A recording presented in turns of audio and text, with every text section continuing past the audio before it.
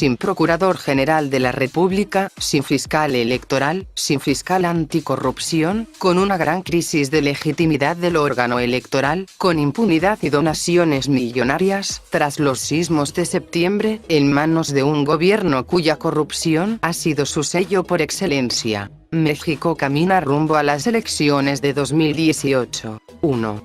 La llegada de Peña Nieto a la presidencia de México, más que una elección, fue una compra de la presidencia de la República. Julio Hernández. La victoria de Peña Nieto es quizá la primera compra anticipada de la presidencia de la República. Genaro Villamil. Enrique Peña Nieto llegó como el propio Gustavo Madero, entonces presidente nacional del Partido Acción Nacional, PAN, dijo unos días después de las elecciones de 2012, a punta de billetazos. Es decir, elecciones con un chorro, con un montón de dinero subterráneo, proveniente de fuentes oscuras, recuerda Julio Hernández, periodista y columnista del diario La Jornada. En medio de una elección en donde el dinero inclinó la balanza a su favor, el entonces candidato del Partido Revolucionario Institucional, PRI, llegó al poder, gracias también a la decepción que supuso el cambio con el PAN y los más de 100.000 muertos de la lucha del expresidente Felipe Calderón contra el narcotráfico. Sin embargo, como lo revela Álvaro Delgado, en su libro El Amaziato, Felipe Calderón y Enrique Peña Nieto pactaron el apoyo del PRI mexiquense al panista en 2006 a cambio del respaldo de Calderón al entonces gobernador del Estado de México para los comicios de 2012. Además, el otro expresidente panista, Vicente Fox Quesada, reconoció durante una entrevista en Viva México que tenía un acuerdo con Peña Nieto para apoyarlo, porque él, Peña Nieto, se comprometió conmigo a mover dentro del PRI reformas a favor de México. Seguramente, de ahí proceden los negocios que construyó a su paso por la presidencia y su voraz interés en la industria petrolera, como lo retrata el periodista Raúl Olmos en su libro Fox Negocios a la sombra del poder. En entrevista, Hernández señala que Enrique Peña Nieto llegó bajo el signo de la corrupción política desde el principio, impulsado por el grupo al que le llamaban el Sindicato de los Gobernadores, al cual pertenecen varios de los mandatarios que actualmente están acusados de corrupción y quienes apoyaron económica y políticamente la precampaña y campaña del candidato priista en 2012. El periodista y reportero de la revista Proceso, Genaro Villamil, coincide en que Peña obtuvo la presidencia a través del desvío millonario de recursos para la promoción personal y la creación de una red de influencias de los gobernadores del PRI. 7 de esos gobernadores están procesados por corrupción, a través de también una serie de sobornos corporativos, que ahora ya sabemos fueron desde Odebrecht, constructoras y grupos transnacionales, dice Villamil. Y aunque el movimiento Yo Soy 132 cimbró la campaña de Peña Nieto, no alcanzó para ser un contrapeso efectivo. El colectivo surgió en las universidades, en primer lugar desde la Iberoamericana, en donde los estudiantes le cuestionaron el uso excesivo de la fuerza en los acontecimientos de Atenco. Villamil señala que la compra de la presidencia se debe también al debilitamiento del PRI, y que esa inversión al final de cuentas está dejando a México con la deuda interna más alta de los últimos 20 años. 300.000 pesos, más de $15.000, debe cada familia mexicana ahora con Peña Nieto, antes eran menos de 100.000. Siempre están hablando de que el manejo económico ha sido muy bueno y para nada, no cumplió con ninguna de las expectativas de crecimiento económico planteadas durante sus 5 años de gobierno, siempre fue a la baja, afirma. Días después de las elecciones de 2012, miembros de la oposición destaparon el Monexgate, una operación millonaria que utilizó monederos electrónicos para la compra del voto en favor del candidato priista. A pesar de que se presentaron pruebas y que las autoridades sospechaban de lavado de dinero y el uso de recursos del narcotráfico, Enrique Peña Nieto asumió el poder y el tema quedó en el limbo. 2. Corrupción. La corrupción no es un accidente en la historia de Peña Nieto, él es la historia de la corrupción. Genaro Villamil. De acuerdo con Transparencia Internacional, México es el líder en percepción de corrupción con 51% de mexicanos que han pagado un soborno.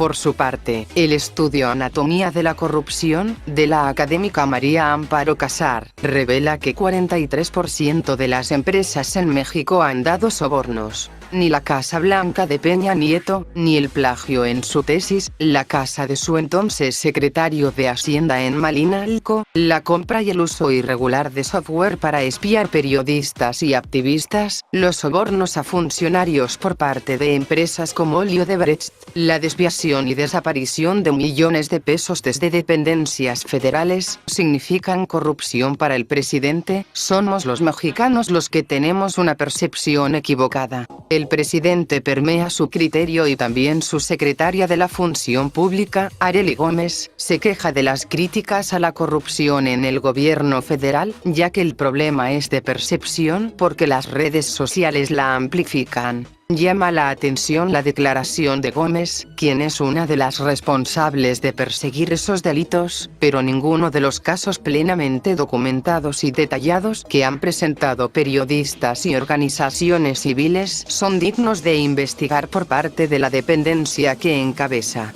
Julio Hernández señala que el caso Odebrecht es solo una parte del gran entramado de corrupción política que ha permitido que las campañas en México, las de presidentes municipales, las de diputados, las de senadores, de gobernadores y desde luego, y principalmente de la presidencia de la República, estén siendo financiadas por intereses criminales de cuello blanco, como en el caso de Odebrecht, de OL, del grupo IGA mexicano, como grupos criminales expresamente relacionados con grupos del crimen organizado. Pero para Enrique Peña Nieto eso es una exageración, porque cualquier cosa que ocurra hoy en día es por la corrupción, aseguró durante el foro Impulsando a México, la fortaleza de sus instituciones. Casi, si hay un choque aquí en la esquina fue la corrupción, algo pasó en el semáforo, ¿quién compró el semáforo que no funcionaba? Ironizó el presidente de México en medio de las múltiples denuncias e investigaciones de corrupción en su gobierno. Y es que para Villamil, la corrupción de Peña Nieto proviene de un grupo político, de una escuela de políticos que ve la corrupción como algo normal. La corrupción no es un accidente en la historia de Peña Nieto, él es la historia de la corrupción. Peña Nieto es el resultado de una historia de corrupción. Si él combatiera la corrupción, se combatiría a sí mismo, se acabaría desvaneciendo él mismo, porque él es resultado de la corrupción. Desde el gobierno de Arturo Montiel, siendo él secretario de Administración, manejó los fondos que se desviaron durante la época de Montiel. Ahí estaba clarísimo que él representaba eso, criticó. 3. Impunidad. Cuando un presidente manda despedir a un funcionario que investiga actos de corrupción. Santiago Nieto Castillo, hasta hace unos días titular de la Fiscalía Especializada para la Atención de Delitos Electorales, FEPADE, investigaba el supuesto financiamiento de la empresa Odebrecht a la campaña de Enrique Peña Nieto. Lo destituyeron un día después de que uno de los funcionarios involucrados le pidiera una carta para exculparlo. México se sitúa en el primer lugar de impunidad en América Latina y el cuarto a nivel internacional. Incluso superamos a Venezuela con 2 posiciones, de acuerdo con el Índice Global de Impunidad 2017, que analiza a 69 países miembros de la ONU. Durante este sexenio, múltiples casos han quedado en la absoluta impunidad. Desde Ayotzinapa, las masacres en Apatzingán y Tanuato, en los que existen acusaciones por presuntas ejecuciones extrajudiciales y desaparición de personas. Es la llegada de una generación de gobernantes que desprecian profundamente los derechos humanos. Desde el caso de Atenco, Peña Nieto, dio a entender que la mano dura la iba a ejercer siempre, y que iba a hacer todo lo posible por alterar expedientes, como en el caso de la niña Paulette. Lo que estamos viendo ahora es la historia de Ayotzinapa, por ejemplo, la historia de muchos otros casos, incluyendo los asesinatos de periodistas que han quedado en la impunidad, porque francamente no le importa ni lo ve como una prioridad el tema de los derechos humanos, dice Villamil. 4.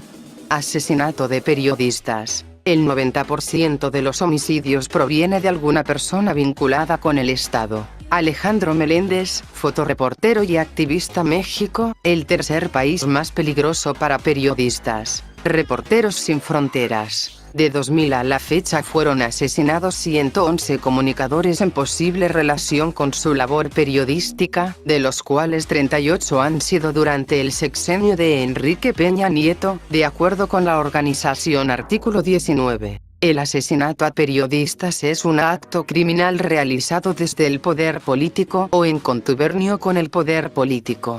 La documentación de los casos nos arroja que un 90% de ellos proviene de alguna persona vinculada con el Estado, y eso desmitifica el discurso oficial que nos quiere hacer creer que las agresiones y asesinatos vienen del crimen organizado, aunque en el fondo tienen razón, porque los políticos son el crimen organizado, señala el organismo. En el gobierno de Enrique Peña Nieto, no solo aumentó el número de agresiones a periodistas, sino se acrecentó la brecha institucional para que la impunidad en los casos siga, dice Meléndez, quien también es miembro de diversos colectivos en defensa de los periodistas. El reporte anual de Reporteros Sin Fronteras, RSF, sitúa a México como el tercer país más peligroso en el mundo para ejercer el periodismo, incluso más que Siria y Afganistán. Mientras no se esclarezca alguno de los casos de asesinatos a periodistas, el Estado manda un mensaje claro a los agresores de que pueden hacer lo que quieran y en ningún momento serán castigados. Es por eso que la impunidad asesina, agrega. Ante esta situación, los periodistas tomamos la decisión de hacer la tarea que el Estado no realiza, por lo que creamos diversos colectivos como Fotoreporteros MX, Periodistas de a pie, Voz Alterna, Ni Uno Más, etc., que están ligados unos a otros por todo el país y conformamos un frente de periodistas el cual puede hacer circular la información y poder discutir los casos de agresión a periodistas con más riesgo en el país, dice Meléndez. Además, el reporte de RSF sitúa a México en el lugar 149 de 180 países, donde el primer lugar en libertad de expresión lo tiene Noruega y el último Corea del Norte. Creemos que el mecanismo de protección a periodistas, la FADLE y los mecanismos estatales deben de desaparecer o transformarse, ya que absorben mucho dinero en prácticas burocráticas y no resuelven ningún caso y al contrario vulneran más la labor de defensa al periodista, precisó. Hemos visto que unidos somos más fuertes y que gobiernos y empresas en México nos van a ayudar si no lo exigimos en colectivo para cambiar el panorama que nos presenta este país, porque no nos vamos a callar, enfatiza el fotoreportero. 5.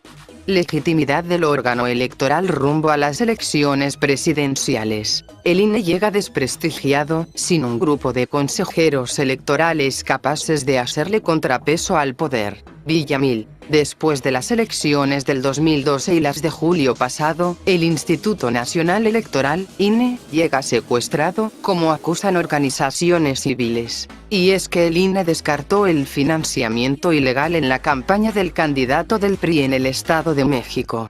Además, el Tribunal Electoral del Poder Judicial de la Federación le regaló prácticamente al PRI el triunfo en el estado de Coahuila, y a ello se suma la reciente destitución del fiscal electoral que intentó investigar el financiamiento de Odebrecht a la campaña de Peña Nieto. Tenemos perfectamente claro que, desde la Presidencia de la República, desde el PRI y sus aliados, se encabeza un proceso de restauración autoritaria con la complicidad y la subordinación de la mayoría del Consejo General del INE, señaló en un comunicado la organización ahora, tras las denuncias que presentaron sobre las elecciones en el Estado de México en julio de este año. Lo que el gobierno de Peña Nieto también hizo, fue un desmantelamiento de los organismos autónomos y en especial de las autoridades electorales.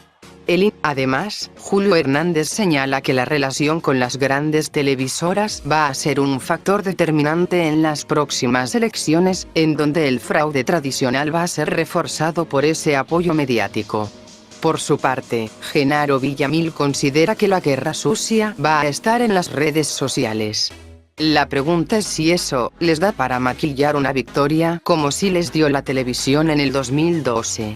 Por lo pronto, en el panorama mexicano electoral se vislumbra un déjà vu, por Adriana Buentello.